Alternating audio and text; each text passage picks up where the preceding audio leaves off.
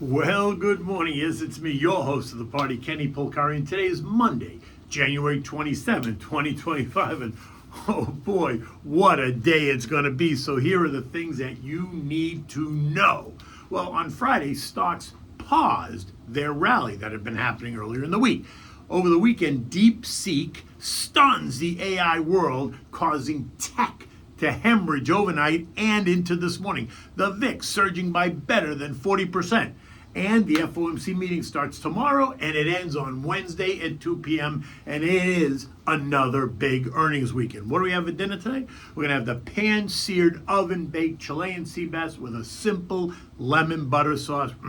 It is delicious. Okay, look, the stock market, which has been on a tear since earnings season started, paused on Friday after teasing the all-time highs that saw the S&P pierce the 61st century, right? Now, while the optimism continues to be driven by President Trump's policies on taxes and tariffs and ongoing robust economic activity and impressive earnings reports and a softening stance towards tariffs, Friday's weakness was seen more as just a bit of exhaustion, right? More than that, more than anything else, right? Stocks weakened. By the end of the day, the Dow had given up 140 points or 0.3. The S&P lost 17 points or 0.3%. The Nasdaq lost 100 points or 0.5%.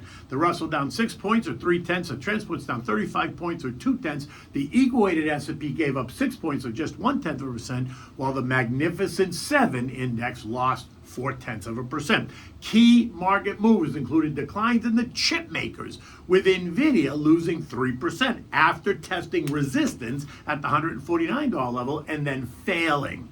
This failure caused the momentum guys to take some profits, causing the stock to fall and test support at the $144 level. And when that failed to hold as well, the algos then moved into aggressive sell mode and sent the stock down more than $5, taking almost anything tech with it. Now, the broad XLK on Friday fell about 1%. The SOX was down 2%. Disruptive tech down 0.6. Expanded tech down 0.5%. Expanded tech software down 0.5%, leaving the whole sector wounded. The other 10 sectors of the S&P saw mixed action, right? Industrials gave up 0.4, consumer discretionary was down 6, energy gave back 1 full percent, basic materials were down 0.25%. But on the other side, we saw money move into utilities, which were up 1%, financials up 0.3, consumer staples up 0.5%, communications up 0.9, healthcare up 0.2, and real estate up 0.3%. The contra trades, well, they were higher, right? The DOG gained 0.3, the PSQ was up 0.7, the SH was up 0.3%, and the SPSX, that triple leveraged S&P short, added 0.9. Now remember the VIXY? Remember how it gained last week when the market was actually moving higher, which didn't really make sense? We discussed that. And what I told you was that the VIXY was pricing in some other event that was about to cause some downside volatility. Now, Friday's action was not what I would describe as downside volatility at all. I would describe what happened overnight, though, on Sunday night into Monday, as concerning, and that is causing big downside volatility across the tech space, which is causing pressure on the broader markets across Europe and here at home. Now, this is the only thing that you need to know today, because this is going to be the topic of conversation. DeepSeek. If you don't know what it is, you do now. It's a Chinese startup. It's only a year old, and it's causing tech stocks to hemorrhage as the news came out of left field that apparently nobody saw coming. Nobody in the tech space ever saw this coming. You see, their AI model, built with open source technology, which is supposedly significantly cheaper, and it is challenging the notion that China's AI technology is not far behind the U.S., and that's raising doubts about the whole investment theme across the AI supply chain, right? The DeepSeek app, which is challenging ChatGPT and Bard and Claude Sonnet and Bing and Perplexity, is now the #1 app downloaded from the Apple Store as the excitement builds, right? Now, just so you understand, open source refers to software or hardware or other forms of technology whose source code and design or blueprints are made publicly accessible.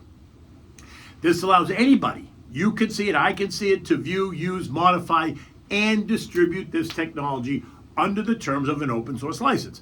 Open source fosters collaboration, innovation, and transparency by encouraging community contributions and shared development efforts. It's kind of like Wikipedia, right? You go in there and you can update it and do all that kind of stuff. Anyway, over the weekend, DeepSeek AI, which came out of nowhere, made headlines in the AI space, right? They were talking about it at the Davos. Essentially, the headlines suggest that DeepSeek's AI model has the capacity to disrupt U.S. technology dominance. The company, founded by Liang Wenfeng, has found a way to become more cost-effective by using reduced capability chips that also use less energy while outperforming all of the large language models out there, right? Think conversational AI. And that is going to raise all kinds of hysteria as these lower cost chips threaten chip designers and equipment suppliers, all right? The cost effectiveness and successes in challenging the biggest United States AI names is expected to challenge the demand for those high cost chips. So think Nvidia. And it's going to challenge the whole way, apparently, that we're supposed to be thinking about AI.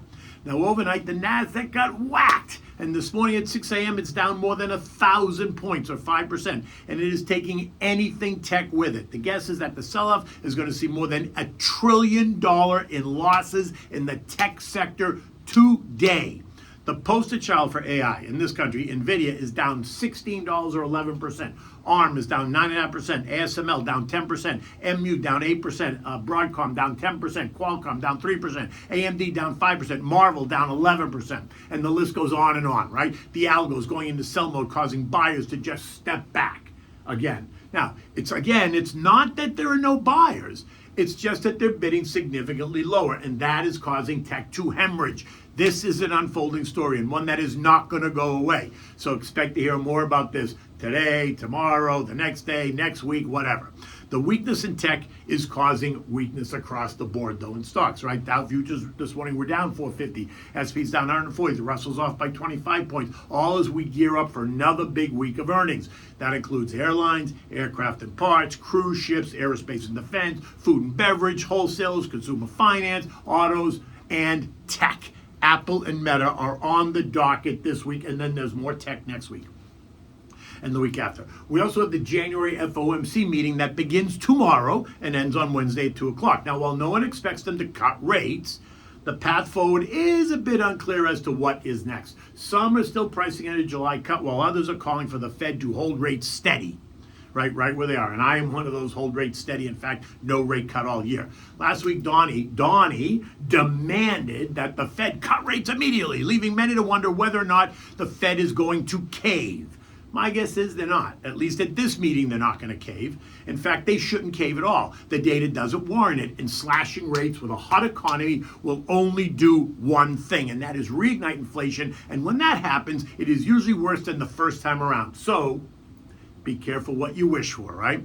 Economic data today includes Chicago Fed Activity Index, the Dallas Fed Manufacturing Activity Index, and new home sales. Now, while they're expected to be up 2.4%, that is below last month's plus 5.9%.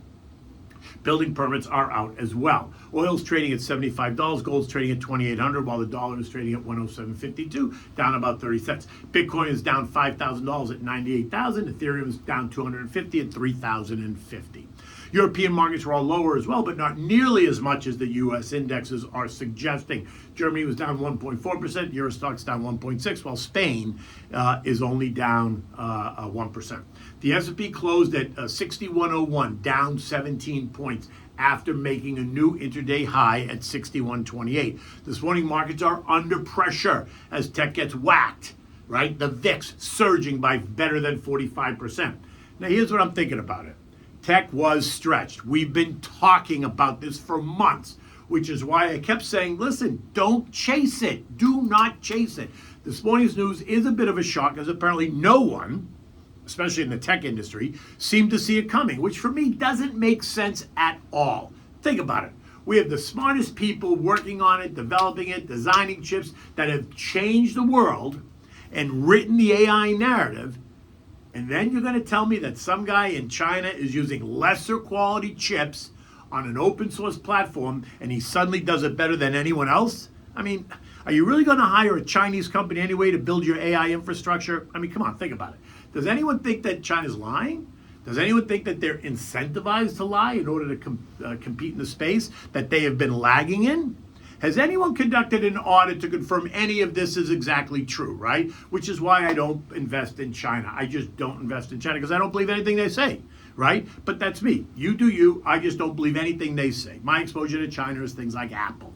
Okay, since I'm not convinced just yet, I am not selling my Nvidia or my Microsoft or my IBM, but I am watching to see how this plays out over the next couple of days and maybe even weeks. While it is a little bit concerning, I'm not panicking.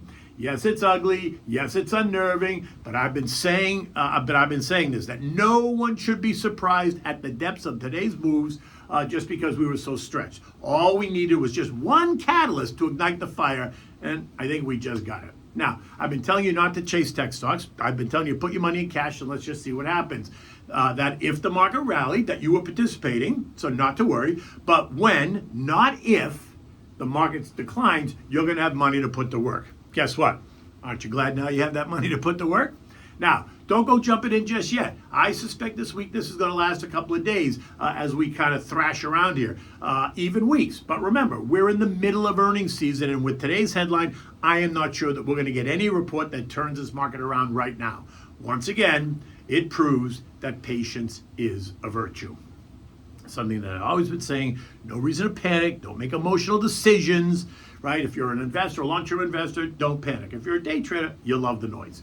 Okay, so what are we having? We're having pan-seared, oven-baked Chilean sea bass with a simple lemon butter sauce. It is simple to make. The whole thing takes you 15 minutes start to finish. For this, you need depending on how many people, but you need 5 6-ounce pieces of Chilean sea bass, skin on. You need butter, you need olive oil, you need salt and pepper. Now for the lemon sauce, you need a 1/4 cup of butter, lemon juice from a large lemon, and you need salt and pepper. Preheat your oven to 400 degrees so it's ready when you need it. Rinse the sea bass and then pat it dry with paper towels. Then season it both sides with salt and pepper. Now using a large oven-proof skillet, heat up equal parts of butter and olive oil over medium heat, right? Don't make a bath out of it, just heat up enough, right? Equal parts. Once it's nice and hot, add the seasoned filet skin side down and pan sear it for 3 minutes. After that, flip it over and then place the whole thing in the oven for about 4 more minutes or so, right? Depending on the thickness of the Chilean sea bass. Now you're going to make the lemon sauce. You're going to melt a 1/4 cup of butter in a small saucepan over medium-low heat until it's lightly browned. You're going to add the lemon juice, salt and pepper. You're going to mix it well. You're done. Now, back to the oven. The fish is ready when it flakes easily with a fork and has reached an internal temperature of about 140, 145 degrees, right? When you stick your thermometer in there. When everything is ready, take it out, spoon the lemon butter sauce over the pan-seared Chilean sea bass, serve it, and enjoy. It is perfect, just like that. You need nothing else for this meal. In any event, it is a very interesting day, and here I am at the Yahoo Studios getting ready to record my Yahoo podcast for the next 2 weeks. In any event, until tomorrow, take good care.